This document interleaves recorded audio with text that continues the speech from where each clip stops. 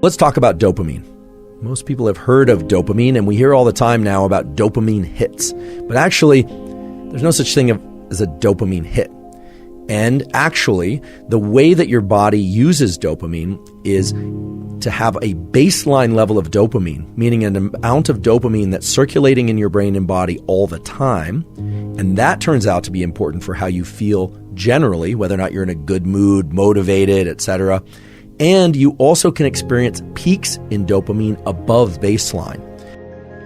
A simple way to envision dopamine hits is every time you do something you like, you eat a piece of chocolate, dopamine hit. You look at your Instagram, dopamine hit. You see someone you like, dopamine hit. You know, all these things described as dopamine hits neglect the fact that if you scroll social media and you see something you really like, dopamine hit. Sure, there's an increase in dopamine. But then you get to something else and you go, not that interesting. However, had you arrived at that second thing first, you might think that it was really interesting.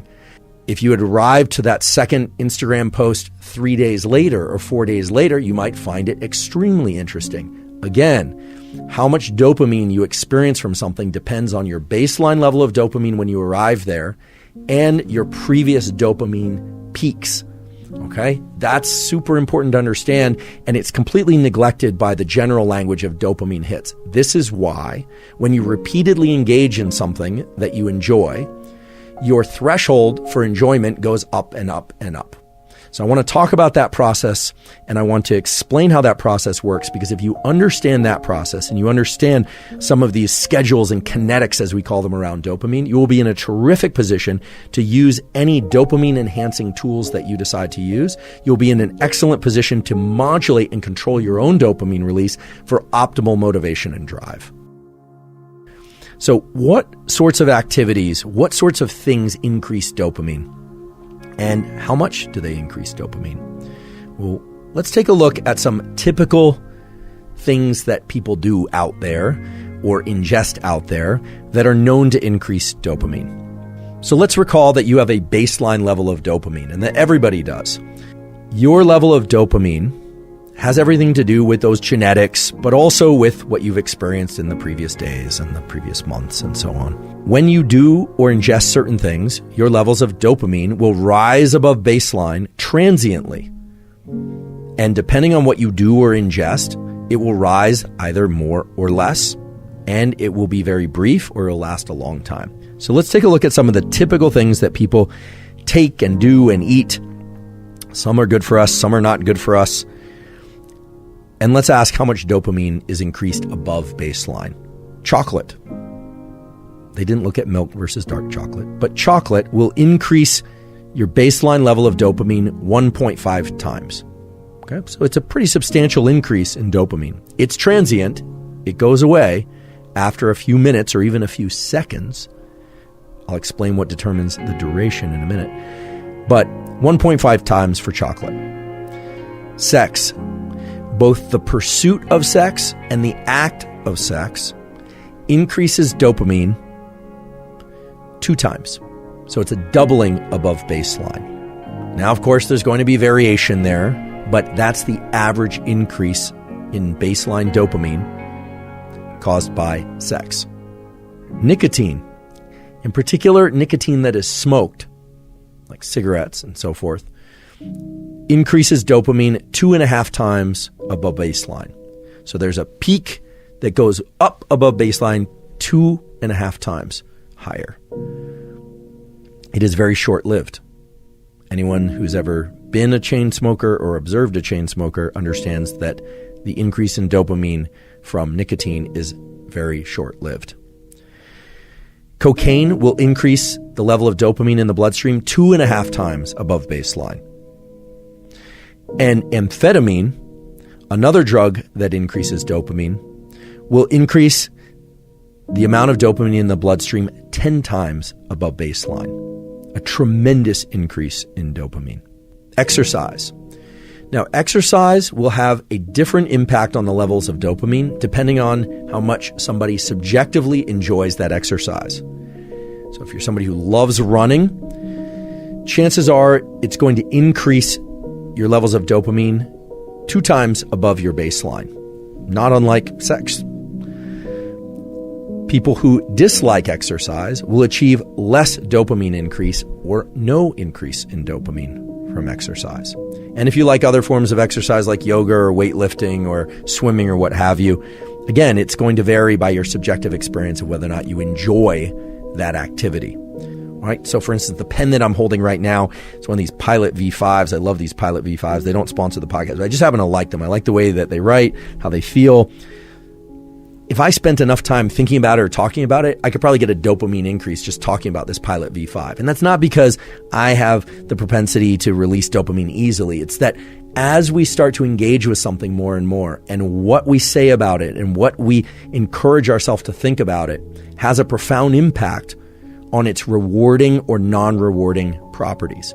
Now, it's not simply the case that you can lie to yourself and you can tell yourself, I love something, and when you don't really love it, and it will increase dopamine.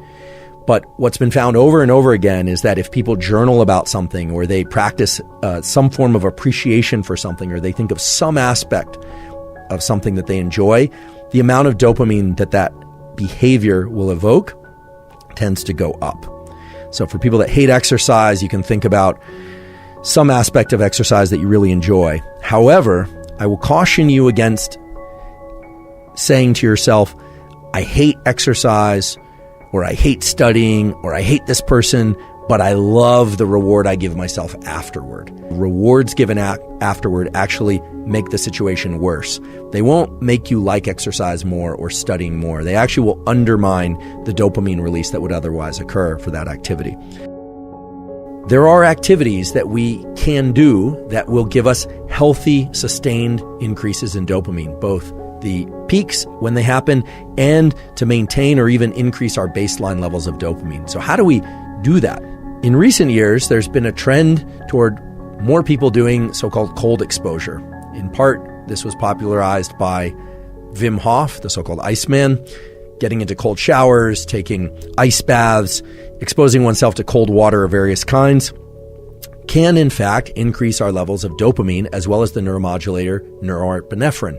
What temperature of water you can tolerate will depend on how cold water adapted you are and how familiar you are with the experience of getting into cold water.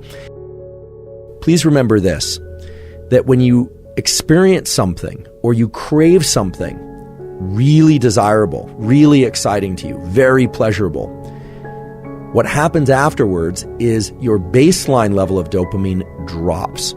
Okay, so these peaks in dopamine, they influence how much dopamine will generally be circulating afterward. And you might think, oh, a big peak in dopamine, after that, I'm going to feel even better because I just had this great event.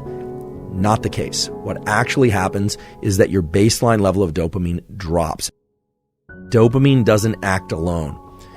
Dopamine has close cousins or friends in the nervous system, and I'll just name off a few of those close cousins and friends. Epinephrine, also called adrenaline, is the main chemical driver of energy. We can't do anything at all, unless we have some level of epinephrine in our brain and body. So it should come as no surprise that dopamine and epinephrine, aka adrenaline, hang out together.